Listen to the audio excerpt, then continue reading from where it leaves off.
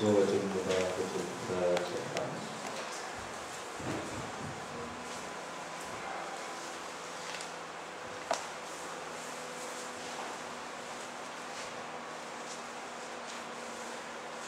بسم الله الرحمن الرحيم. الحمد لله رب العالمين، ثم الصلاة والسلام على أشرف الأنبياء والمرسلين سيدنا ونبينا أبي القاسم محمد وعلى أهل بيته الطيبين الطاهرين، ولعنة الله على أعدائهم أجمعين إلى قيام يوم الدين. الحمد لله الذي جعلنا من المتمسكين بولاية سيدي ومولاي علي بن أبي طالب. الحمد لله الذي هدانا لهذا وما كنا لنهتدي لولا أن هدانا الله. رب اشرح لي صدري ويسر لي أمري واحلل عقدة من لساني يفقهوا قولي. أما بعد، chers frères, chères sœurs et respectables parents, assalamu alaikum wa rahmatullahi wa barakatuh. Nous sommes en train de finir bientôt en train de finir ces 10 jours de Majalis. Et les prochains jours, Inch'Allah, seront consacrés au deuil de l'imam Hussein alayhi salam. Et donc, je voudrais débuter ce Majlis par un remerciement, parce que je comprends que vous avez tous des responsabilités, tous des études, des travails, etc., des travaux, entre autres. Et donc, tout ce sacrifice que vous faites, que ce soit pour préparer, pour organiser la salle, ou même pour venir ici et sacrifier votre temps pour écouter le majlis de l'imam Hussein alayhi salam, je vous remercie pour cela. Et sachez que les Ahlul Bayt alayhi salam ne vont pas vous oublier pour ce sacrifice que vous faites. Dans un hadith du 5e imam, Imam al-Baqir, salawatullah wa salamuhu alayhi, il nous dit que lorsque Fatima al-Zahra salamullahi alayha sera là le jour du jugement et qu'on lui demandera de rentrer au paradis, vous savez ce qu'elle va faire? Elle va se retourner. Elle va s'arrêter devant la porte du paradis, elle va se retourner. Alors on lui demandera, mais pourquoi tu t'es arrêté, pourquoi tu ne veux pas rentrer? Et elle dira, comment je peux rentrer alors qu'il y a les chiites, les amoureux qui sont derrière encore. Et donc Allah Azza wa Jal lui demandera de prendre tous ces amoureux, tous ces chiites, tous ces muhibbin avec elle pour faire rentrer au paradis. Et vous savez, la narration part encore plus loin et dit, même ces chiites, ces muhibbin, au moment de rentrer au paradis, lorsque Fatima al-Zahra les prendra au paradis, eux-mêmes vont s'arrêter. Et ils vont demander la même chose à Allah. Et ainsi Allah dira que tous ceux qui vous ont aidé, tous ceux qui vous ont donné à boire, tous ceux qui vous ont servi sur terre, prenez-les avec vous et faites-les rentrer au paradis.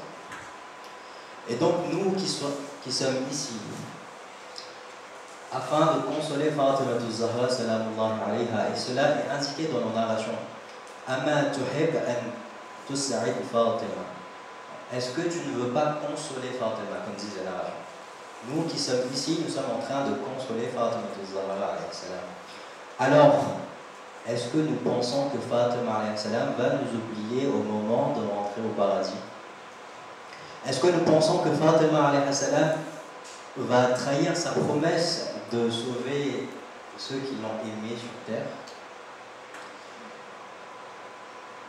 Et j'aimerais particulièrement remercier l'oncle Ali Kanani qui est juste là pour ces 2 semaines d'accueil qu'il m'a fait, sachant que c'est un sacrifice parmi les plus compliqués à faire, d'accueillir quelqu'un pendant quasiment 2 semaines, quelqu'un qu'il ne connaissait même pas auparavant, et de le faire entrer dans l'intimité de sa famille, de le considérer comme un membre de sa famille.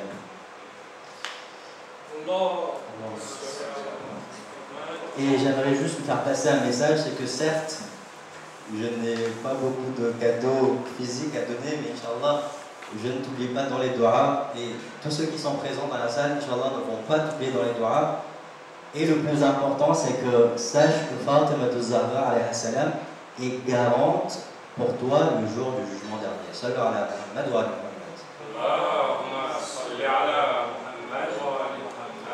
Durant les précédentes nuits, nous avons abordé plusieurs sujets, plusieurs chapitres. Et nous avons évoqué les conséquences des actions, les conséquences des péchés. Nous avons vu que les péchés avaient des conséquences et cela pouvait ramener à une perte de baraka. D'un autre côté, nous avons vu des actions qui pouvaient augmenter la baraka, comme la générosité. Et nous avons vu que la générosité devait être équilibrée et pas quelque chose qui soit donné sans réflexion. Et puis nous sommes rentrés dans le thème du voyage et nous avons vu que le voyage était quelque chose de bénéfique d'après certaines narrations des Ahlul Bayt, et également nous avons abordé le voyage vers l'au-delà qui est la mort que nous devons préparer. Et ainsi nous avons ouvert un nouveau chapitre qui est l'observation, le fait d'apprendre de la nature. Et Inch'Allah, aujourd'hui nous continuons sur ce sujet-là. Le fait d'observer, le fait d'ouvrir les yeux. Allah Azza wa Jalla dit dans le Coran أَفَلَمْ يَسِيرُوا فِي الْأَرْضِ فَتَكُونَ لَهُمْ قُلُوبٌ يَعْقِلُونَ بِهَا أَوْ آذَانٌ يَسْمَعُونَ بِهَا فَإِنَّهَا لَا تَعْمَى الْأَبْصَارُ وَلَكِنْ تَعْمَى الْقُلُوبُ الَّتِي فِي الصُّدُورِ. Sourate numéro 22, ayat 46. Allah dit, ne voyage-t-il pas sur terre afin d'avoir des cœurs pour comprendre et des oreilles pour entendre, car ce ne sont pas les yeux qui s'aveuglent, mais ce sont les cœurs dans les poitrines qui s'aveuglent. Dans ce verset coranique, Allah Azza wa Jalla est en train de nous faire passer un message qui est que peut-être que tu as la meilleure vision du monde, peut-être que tu n'as pas besoin de lunettes contrairement à certains d'entre nous, peut-être que tu as une très bonne vision et que tu arrives à bien voir. Mais il y a une autre vision, c'est la vision du cœur. En effet, tu peux avoir une bonne vision physiquement, c'est-à-dire avec tes yeux, mais être aveugle avec la vision de ton cœur. Et ainsi, en arabe, il y a deux mots qui sont utilisés. Le premier mot, c'est al-basar, qui est la vision physique des yeux. Et le deuxième mot qui est utilisé pour la vision du cœur, c'est al-basira. La vision du cœur, la vision qui est profonde, la vision qui voit la réalité des choses.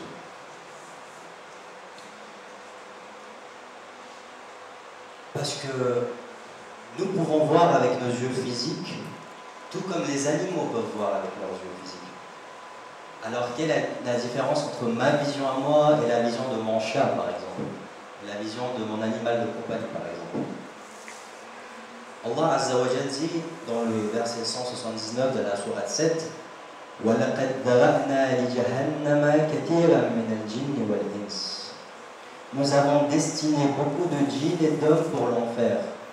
Et ensuite Allah dit لَهُمْ قُلُوبٌ لَا يَفْقَهُونَ بِهَا. Ils ont des cœurs mais ne comprennent pas. وَلَهُمْ أَعْيُنٌ لَا يُبْصِرُونَ بِهَا. Ils ont des yeux mais ne voient pas. Et Allah Azza wa Jalla dit وَلَهُمْ آذَانٌ لَا يَسْمَعُونَ بِهَا. Ils ont des oreilles, ils peuvent entendre physiquement, mais Allah dit quand même, mais ils n'entendent pas. أُولَٰئِكَ كَالْأَنْعَامِ بَلْ هُمْ أَضَلُّ. Allah dit, ceux-là sont comme les bestiaux, même plus égarés encore. أُولَٰئِكَ هُمُ الْغَافِلُونَ. Tels sont les insouciants. Et donc, la vision du cœur, la vision qui s'appelle la basira, est une vision, c'est un don qu'Allah Azza wa Jal nous donne et donne aux croyants. C'est-à-dire que plus tu commets des péchés, plus tu es dans la jalousie, plus tu es dans les maladies du cœur, plus Allah va mettre un voile dans ton cœur qui va t'empêcher de voir la réalité des choses. Et à l'inverse, lorsque le croyant résiste et maîtrise ses passions et ses désirs et demande à Allah de lui donner la basira, Allah lui fait voir la réalité des choses. Et ainsi, lorsqu'une personne, par exemple, un croyant, est en train de voir une eau qui est usurpée, par exemple, il ne voit pas cela comme une eau simple, mais il sent le châtiment et le feu de l'enfer. Il peut voir la réalité des choses. Et c'est cette vision-là, ce basira-là, que nous devons demander. Le prophète Muhammad sallallahu alayhi wa alihi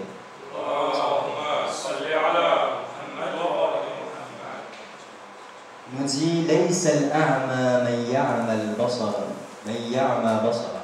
Il nous dit l'aveugle n'est pas celui qui n'arrive plus à voir, celui qui a perdu la vue. Ce n'est pas lui l'aveugle. Innama al-a'ma man ta'ma basiratu. Le messager d'Allah dit le véritable aveugle, c'est celui dont la basira, la clairvoyance intérieure est aveuglée. Ça, c'est le vocabulaire qu'utilisent les Ahlul Bayt. Par exemple, lorsqu'ils voyaient un fou, quelqu'un qui a des problèmes mentaux dans la rue, et que les gens disaient que c'est quelqu'un de fou, les imams disaient non, ce n'est pas quelqu'un de fou, c'est quelqu'un de malade. C'est quelqu'un qui a des problèmes mentaux, ce n'est pas quelqu'un de fou. La véritable personne qui est folle, c'est quelqu'un, par exemple, qui n'est pas sur le droit chemin. C'est lui, la véritable personne qui est folle, qui ne réfléchit pas. Celui qui est juste malade, c'est une maladie, ce n'est pas de sa faute, et c'est une maladie. Et donc, à chaque fois, les Ahlul Bayt nous ont appris à comprendre les mots comme il le se doit. Et donc, le prophète dit que l'aveugle n'est pas celui qui n'arrive pas à voir avec les yeux, c'est celui qui n'arrive pas à voir avec son cœur. Dans une narration du 5e imam, l'imam al-Baqir, salawatullah wa salamuhu alayhi, l'imam al-Baqir alayhi salam voulait enseigner à son compagnon Abu Basir ce que signifie la basira, la clairvoyance, la vision avec le cœur. Et donc l'imam al-Baqir alayhi salam rentre dans la mosquée et il se met au milieu de la mosquée. Et il demande à Abu Basir, ya Abu Basir, demande aux gens s'ils m'ont vu. Et donc Abu Basir se lance, il demande un par un aux gens. Est-ce que tu as vu l'imam al-Baqir? Est-ce que tu as vu l'imam al-Baqir? Est-ce que tu as vu l'imam al-Baqir? Toutes les personnes qui étaient là en train de prier, en train de faire les ibadat par exemple, ont tous dit non, nous n'avons pas vu, nous n'avons pas croisé l'imam al-Baqir. Et puis là, il y a quelqu'un qui rentre au nom de Abu Haroun qui est aveugle, il n'arrive pas à voir avec ses yeux.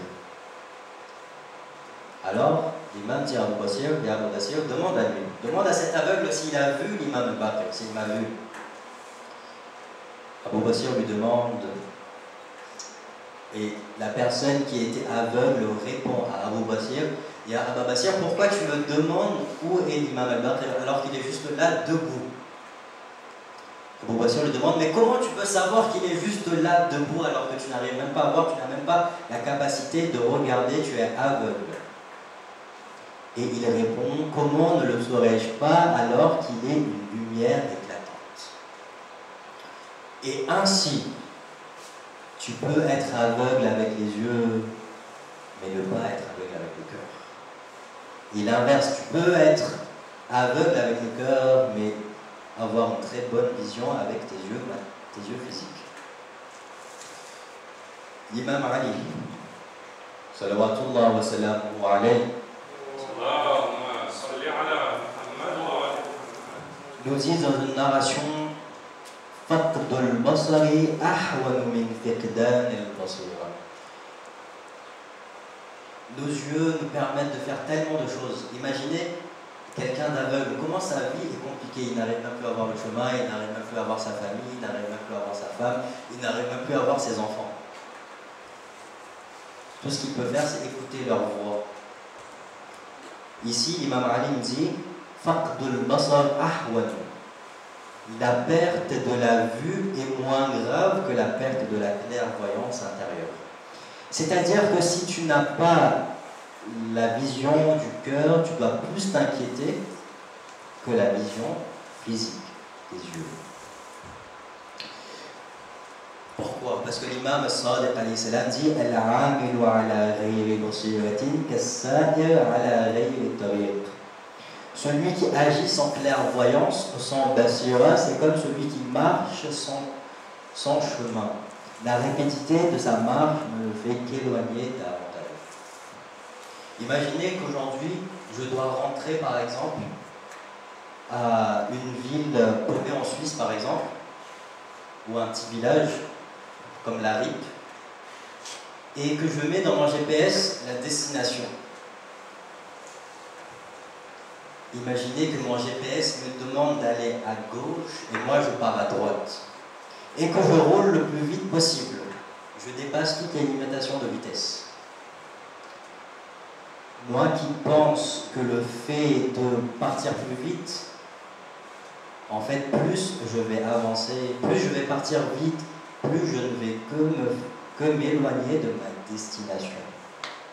Et donc, c'est comme ça que nous décrit l'imam Sadiq d'une personne qui n'a pas la basira, qui ne réalise pas la réalité des choses. Vous savez, nous avons tous une réalité profonde, nous avons tous une image profonde, nous avons tous une odeur qui est, pas cette odeur physique, mais une odeur spirituelle. Aujourd'hui, peut-être que j'ai mis du déodorant, j'ai mis du parfum, je me suis touché, et que je sens très bon physiquement, extérieurement, mais à cause de mes péchés, à cause de toutes mes maladies du cœur, peut-être que je suis en train de dégager une odeur nauséabonde, spirituellement. Et les anges, les imams peuvent sentir cette odeur. On a demandé à l'imam Al-Kadhim alayhi salam et à l'imam Al-Kadhim, comme il y a deux anges qui écrivent nos actions. Il y a un qui écrit à chaque fois qu'on fait une bonne action et il y a un autre qui écrit à chaque fois qu'on fait une mauvaise action. Et donc, on a demandé à l'imam Al-Kadhim et à l'imam Al-Kadhim, lorsque je forme l'intention de faire une bonne action, est-ce que l'ange, avant même que je fasse l'action, est au courant que je vais faire cette action? Est-ce qu'il arrive à ressentir le fait que je vais faire cette action-là? Et à l'inverse, lorsque je forme l'intention de commettre un péché, par exemple, je suis sur mon téléphone, je n'ai pas encore commis ce péché, je suis en train de réfléchir à faire ce péché. Est-ce que les anges arrivent à réaliser, à comprendre avant même que je le fais? Et l'imam Al-Kadhim alayhi salam répond, il lui dit, est-ce que tu penses que le parfum d'une latrine et celui du musc sont identiques? Est-ce que tu penses que l'odeur que dégagent les toilettes, c'est la même chose que l'odeur que dégage un parfum, par exemple? Et l'imam, alayhi salam, explique qu'à chaque fois qu'un serviteur forme l'intention de faire une bonne action, il y a une odeur de musc qui se dégage de lui. Et ainsi, les anges arrivent à comprendre et se préparent à écrire cette bonne action. Et à l'inverse, lorsque le serviteur forme l'intention de commettre une mauvaise action, une odeur nauséabonde dégage de lui. Et ainsi, l'ange de droite dit à l'ange de gauche, lève-toi, bientôt, celui-ci va commettre une mauvaise action. Et donc, nous avons tous une odeur spirituelle, nous avons tous une image. Peut-être qu'il y a certaines personnes sur Terre qui ont une image de chien, par exemple, ou de porc, par exemple. Et il est dit que certains savants arrivent à reconnaître ces images, ou les Ahlul Bayt arrivent à reconnaître ces images. Une fois, notre cinquième imam, l'imam Al-Baqir alayhi salam, salawatullah wa salamuhu alayhi, était au Hajj, et cette narration est rapportée dans Manaqib ibn Shahrashou. L'imam alayhi salam était au Hajj avec Abu Basir. Et Abu Basir, le compagnon de l'imam, regarde l'imam et dit, Ya imam, ma akthar al-hajij wa akthar al-bajij. Il y a imam, c'est incroyable. Il y a tellement de pèlerins actuellement, et il y a tellement de vacarme, il y a tellement de bruit actuellement. C'est extraordinaire. Tous les pèlerins qui disent la baik Allahumma la baik la sharika lak, la baik. Et l'imam al-Baqir répond Ma akthar al-dajij wa aqall al-hajij. Combien est grand le bruit, combien est grand le vacarme, mais que les véritables pèlerins sont peu. L'imam al-Baqir dit que tout cela, tout ce bruit, ce n'est que du bruit. Les vrais pèlerins sont une minorité parmi ces gens-là. Et la narration, dans certaines narrations, il est dit que l'imam, alayhi salam, lui demande, veux-tu voir la véracité de mes paroles dans tes propres yeux? Alors il passe sa main sur les yeux de Abu Basir, invoque Allah avec certaines invocations, et celui-ci recouvre la vue. Et l'imam lui dit, regarde maintenant au Abu Basir, le pèlerin. Et Abu Basir dit, j'ai alors regardé, et la plupart des gens m'apparurent sous forme de singes et de porcs. Quant aux croyants, ils apparaissaient tels des étoiles brillantes dans les ténèbres. Sallu ala Muhammad wa ala Muhammad. Et l'imam explique que le hajj, si tu veux que ton hajj soit accepté, il faut que tu aies l'amour des Ahlul Bayt, il faut que tu aies l'allégeance des Ahlul Bayt dans ton cœur. Parce qu'à quoi bon faire les bonnes actions, à quoi bon faire le hajj alors que tu n'aimes pas, tu haïs les Ahlul Bayt. Et dans ce cas-là, ton ibadat n'est rien mis à part du bruit. Et ton véritable image peut être l'image de certains animaux. Et donc c'est cela la clairvoyance, la basira que les imams nous apprennent. L'imam Ali alayhi salam dit la personne la plus clairvoyante,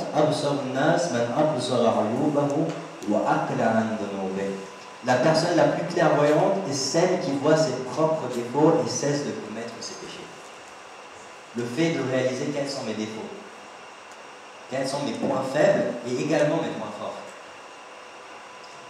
Aujourd'hui, ceux qui possèdent une voiture, peut-être qu'à des moments, il peut y avoir des voyants de couleur rouge qui s'allument dans la voiture. Et c'est quelque chose d'extrêmement grave, parce que dans ce cas-là, on demande de complètement arrêter la voiture et de régler le problème avant de continuer. Parce que c'est extrêmement dangereux. Certaines personnes peuvent dire, mais c'est quelque chose de mauvais d'avoir ce voyant rouge qui s'est allumé. Mais est-ce que c'est mauvais que le voyant rouge s'allume ou c'est mauvais qu'il ne s'allume pas? Parce qu'imaginez que cette voiture a un problème. Par exemple, cette voiture surchauffe. Est-ce que vous aurez aimé que le voyant ne s'allume pas, que vous ne réalisez même pas que la voiture est en train de surchauffer et que vous mourrez et que la voiture explose, par exemple, la samahallah? Certes, le voyant rouge est quelque chose de mauvais, quelque chose qui nous indique qu'il faut réparer, mais au moins on est au courant qu'il faut réparer. Et donc, avec nous-mêmes, c'est la même chose. Lorsque nous sommes au courant, lorsque nous sommes clairvoyants, lorsque nous réalisons nos défauts, certes, c'est mauvais, mais au moins nous pouvons commencer à faire quelque chose, commencer à réfléchir. Et c'est ainsi que même lorsque nous sommes en groupe, lorsque nous sommes entre amis, lorsque nous sommes entre croyants, nous devons à chaque fois nous conseiller entre nous. Nous devons à chaque fois nous aider à réaliser les défauts des uns des autres.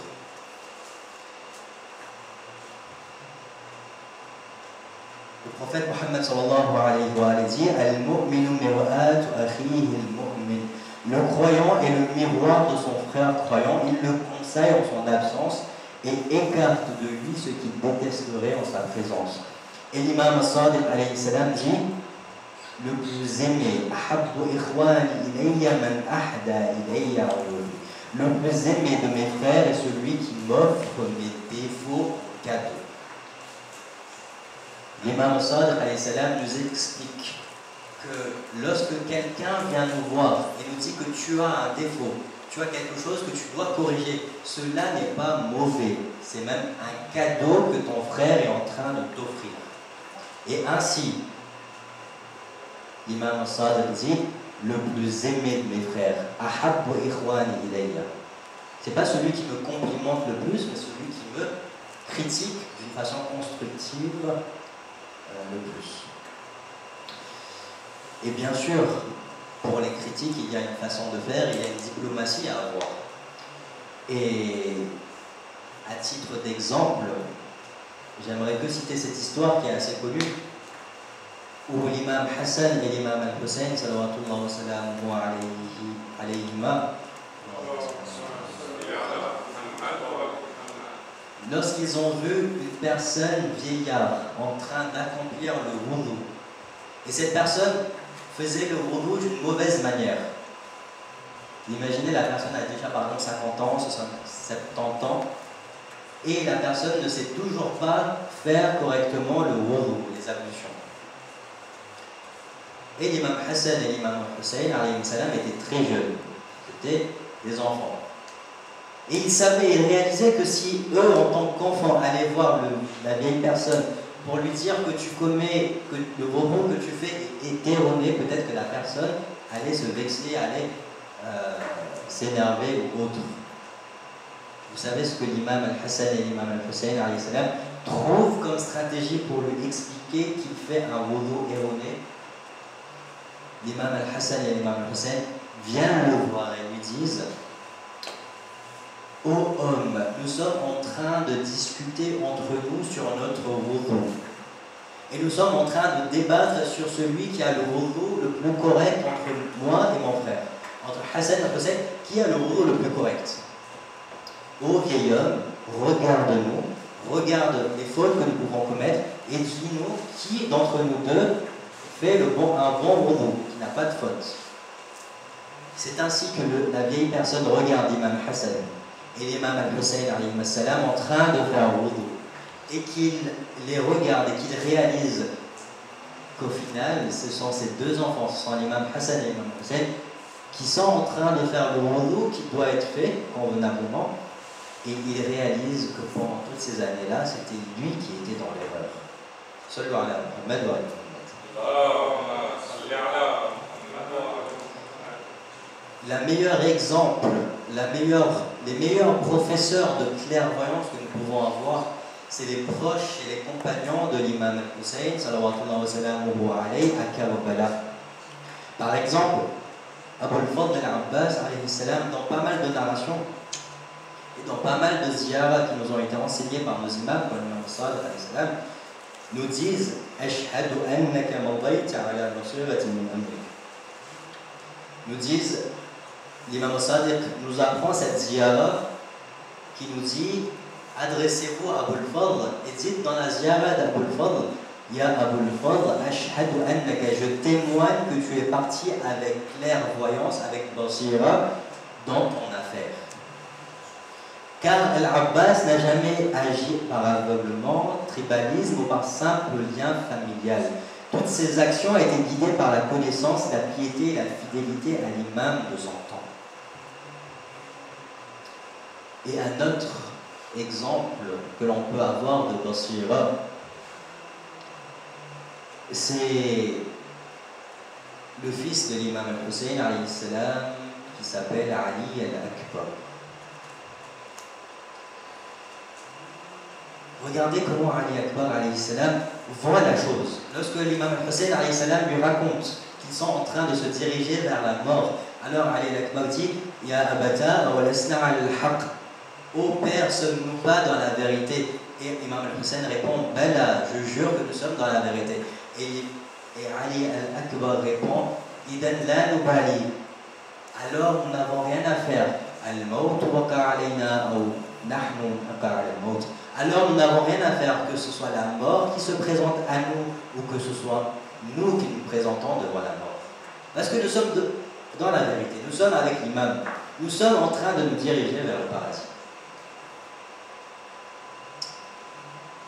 Ali al-Akbar alayhi salam, ce fils de l'imam al-Hussein, ce jeune de l'imam al-Hussein alayhi salam, Et peut-être que dans la salle, il y a des personnes qui ont déjà des enfants. Imaginez comment peut être l'état d'un père devant son fils quand son père connaît que son fils est en train de se diriger vers la mort. Ali al-Akbar alayhi salam n'était pas n'importe qui. Il ne ressemblait pas à un enfant ou à un jeune ordinaire. Les narrations disent qu'il était la personne qui ressemble le plus au messager d'Allah. Jusqu'à ce qu'il dit وَكَانَ إِذَا اشْتَقْنَا إِلَى رُؤْيَةِ نَبِيِّ كَانَ ذَرْنَا إِلَى وَجْهِ عَلِيِّ الْأَكْبَرِ. Imam al-Hussein dit Ya Allah, Allahumma ashhad faqad baraza ilayhim ghulam ashbahu an-nasi khalqan wa khulqan wa mantaqan rasulik. Ô mon Seigneur, sois témoin que c'est un jeune qui s'avance vers eux, qui ressemble le plus au messager d'Allah, que ce soit physiquement, moralement et en langage. Jusqu'à ce que quand le messager d'Allah sallallahu alayhi wa sallam nous manque, nous regardons Ali al-Akbar. Nous n'avons pas beaucoup d'exemples, nous n'avons probablement pas d'autres exemples d'une personne qui soit décrite comme cela, qui ressemble le plus au messager d'Allah. Dès que le prophète nous manquait, nous regardions Ali al-Akbar. C'était le messager d'Allah sallallahu alayhi wa sallam. C'était comme si c'était lui-même qui est en train de marcher et de parler. Frères et sœurs, ce soir c'est la 9e nuit de Muharram, la 2e nuit où les enfants tournent en rang, pleurent, gémissent dans la nuit brûlante de Karbala, la 2e nuit où chaque souffle, chaque soupir, chaque cri est al-atash, al-atash, al-atash. Au soif, au soif, au soif.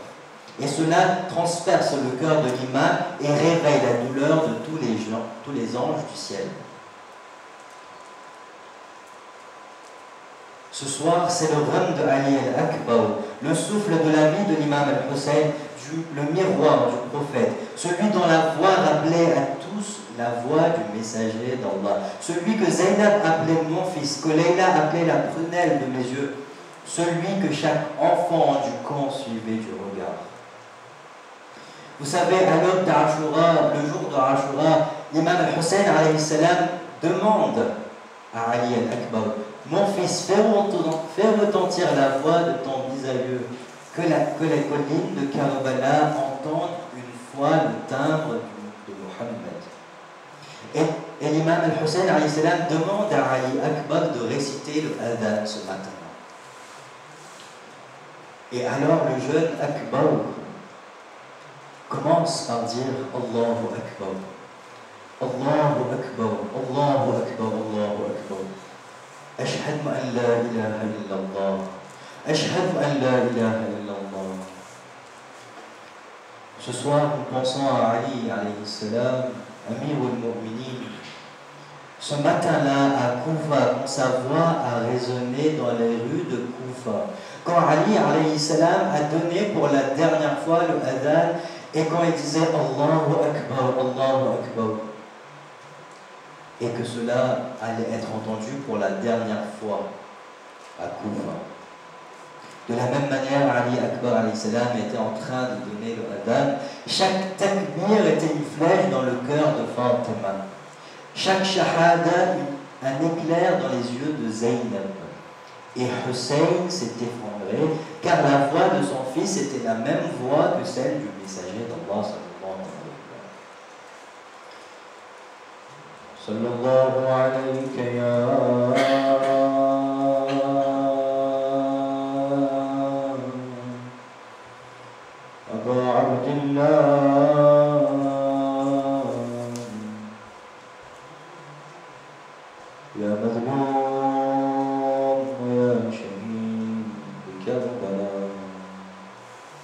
Quand tous les compagnons furent réduits au silence, le jeune Akbar s'est avancé et a posé cette question qui transperce l'histoire. Ya Abati, Père, puis-je te demander la permission de mourir? Imagine filer ce poignard, un fils qui mendie la mort auprès d'un père déjà brisé. Ali al-Akbar, alayhi salam, demande la permission à l'imam al-Hussein. Il demande la permission à Zainab et l'embrasse sa mère et leur dit: ô Zainab, ô mère, pour vous, quelle vie est la plus précieuse, la mienne ou celle de Hussein, le fils de Fatima? Alors laissez-moi aller, ne me retenez pas, laissez-moi protéger l'imam, laissez-moi être votre sacrifice. Elle n'a plus la force de répondre, elle l'embrasse, elle s'accroche à lui et lui autorise à partir. Ali Akbar sort, monte sur son cheval, lance un dernier regard à ses parents. Et il dit: fi amanillah, je vous fais mes adieux aux mères, fi amanillah au père, fi amanillah aux tantes. Zainab, il part vers le champ de bataille, mais derrière lui il n'entendait pas, il se retourne, il voit son père Abdallah courir derrière lui. Il se retourne, les mains courbées, les mains dans le dos, avance un petit pas, refusant de le quitter du regard. Ali Akbar, est-ce que tu es conscient de ce qui se passe actuellement? Je suis un père qui est en train de regarder pour la dernière fois son jeune fils. Mon fils, je veux respirer ton parfum jusqu'à ce que la poussière du champ nous sépare. Mon fils, regarde-moi de temps en temps, s'il te plaît, regarde-moi tant que tu peux. Mon fils, seulement tu savais cette douleur de dire ses adieux à son propre fils. Ali Akbar alayhi salam retourne sur le champ de bataille, il affronte les ennemis, il terrasse des guerriers connus, il fait trembler l'armée de Yazid, il montre la bravoure de la lignée de Muhammad dans la tente. Leïla, la mère de Ali Akbar, guettait le visage de son mari, l'imam al-Hussein. Tant que le visage de l'imam était serein, elle savait que son fils était sain et sauf. Mais soudain, le visage du père changea, et Leïla, inquiète, se réfugia dans la prière. Ya Allah, oh Allah, tu es celui qui a fait retourner Youssouf à Yaqub. Ya Allah, par l'amour que tu portes à Hussein, rends-moi mon fils sain et sauf. Ali al-Akbar revient auprès de son père, le souffle court assoiffé. Il dit: ô père, la soif me brûle. L'imam ne pouvant plus lui donner qu'une goutte d'eau salée, l'imam ne pouvant plus lui donner rien du tout, l'enlace, le bénit et lui dit de patienter, car bientôt son grand-père, le prophète, lui donnerait à boire au bassin du Kawthar. Alors Ali al-Akbar retourne sur le champ de bataille, mais il est encerclé de tous les côtés, il est frappé et transpercé, le sang jaillit sur son visage et sur les flancs de son cheval, qui, aveuglé par le sang, l'emporte loin auprès de l'ennemi. La narration dit: alors on lui coupa et on le trancha morceau par morceau. Lorsque l'imam al-Hussein alayhi salam arriva auprès de son fils, il voit que le corps est mutilé, le visage ensanglanté, le corps mutilé, le souffle coupé. Il s'agenouilla, se râlait contre lui, et il pleure et dit, il se plaint: ô mon fils, بعدك العفا, ô mon fils après toi, quelle douleur peut-il rester à la vie? Le temps s'arrête, tout Karbala s'effondre. Hussein et Ali passe les bras de son fils autour de son cou. Il traîne le corps de son fils. Les pieds d'Ali Akbar traînent dans la poussière de Karbala. Aux patiences de Hussein, aux forces d'un père qui porte son enfant mort. Mais imaginez Abba Abdillah qui doit rendre ce corps mutilé à la maman de Ali Akbar. Abba Abdillah arrive devant la tente, sa voix se brise. Zainab,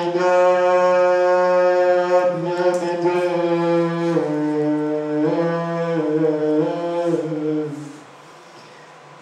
Layla, viens m'aider.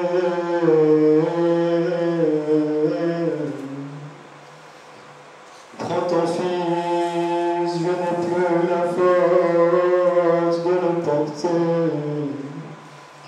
Ya Amir al-Mu'minin,